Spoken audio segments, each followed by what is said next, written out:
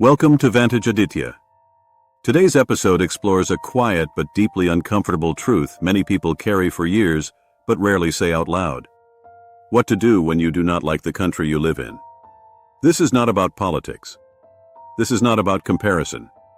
This is about alignment, identity, and long-term clarity.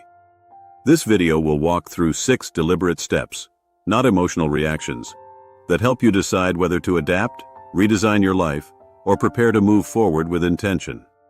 Step 1. Separate the country from the daily experience. Most people say they dislike a country when what they actually dislike is their everyday friction inside it. The work culture that drains energy. The social norms that feel restrictive. Pace that feels chaotic or stagnant. The lack of opportunity or excessive competition. When frustration stays vague, it feels overwhelming. When it becomes specific, it becomes manageable. One should clearly list what feels heavy every single day, not what looks bad online, but what personally creates exhaustion.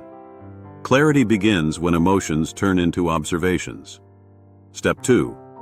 Identify whether this is fatigue or incompatibility. A bad phase can distort perception. Burnout can make even the best environment feel unbearable. But incompatibility behaves differently. It stays across years, across jobs, across cities. If the discomfort returns no matter what changes externally, then it is not a temporary phase. It is a value mismatch. One should be honest here, because treating incompatibility like fatigue leads to endless self-blame. This step is about asking a hard question calmly. Is this exhaustion, or is this misalignment? Step 3. Stop romanticizing other countries and start understanding trade-offs. Every country exchanges one set of problems for another. More freedom often comes with loneliness. Better systems often come with colder social bonds. Higher income often comes with higher isolation. The goal is not to find a perfect country. It is to choose problems you are mentally built to handle. One should study immigration stories, not travel vlogs.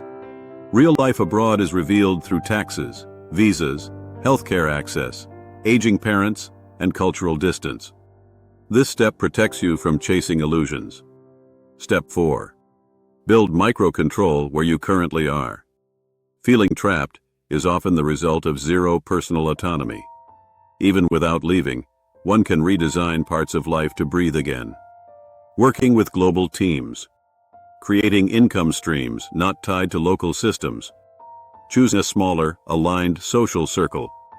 Reducing constant exposure to local outrage and negativity. A country feels suffocating when life inside it lacks choice. Micro-freedom restores dignity before any big decision is made. Step 5. Turn leaving into a long-term project, not an emotional escape. Leaving impulsively carries regret. Leaving prepared creates peace. If relocation is a genuine goal, one should approach it like a strategic plan. Portable skills, globally relevant experience, financial buffers, and legal pathways. Education routes, work visas, entrepreneurship. A 2 to 3 year horizon transforms anxiety into direction. This step removes desperation and replaces it with quiet confidence. Step 6. Release guilt and choose honesty. Disliking where you live does not mean disrespecting your roots. Staying does not make someone more loyal. Leaving does not make someone ungrateful. Humans have migrated throughout history in search of safety, dignity, and opportunity. One does not owe any country lifelong emotional allegiance, but one does owe oneself a truthful life. The moment guilt dissolves, clarity enters. Here is the closing truth. You do not need to hate a place to outgrow it. You do not need permission to want alignment. And you do not need to rush, only to be honest. If this perspective helped you think clearly rather than emotionally, subscribe to Vantage Aditya for deeper insights on life decisions, leadership, psychology, and long-term thinking. More clarity is coming.